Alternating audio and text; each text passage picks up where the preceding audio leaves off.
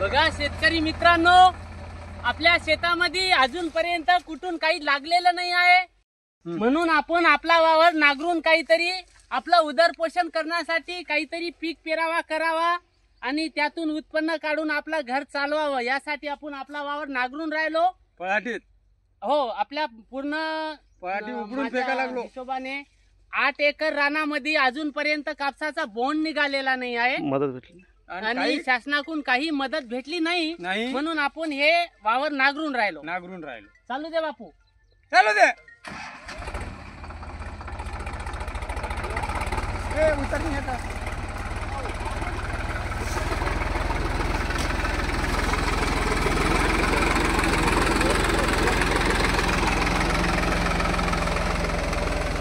बस आओ को मग निकल गो वापस.